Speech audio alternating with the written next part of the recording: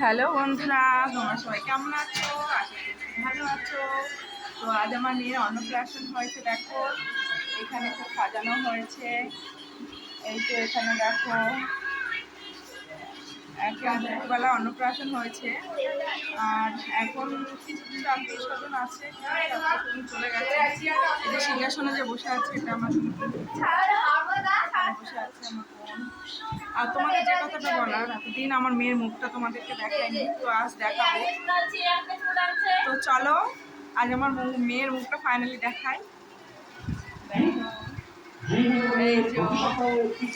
এই যে আমার সোনামা, দেখো সোনা মাম্মা।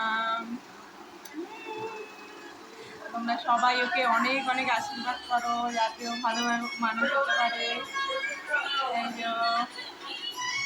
টাটা।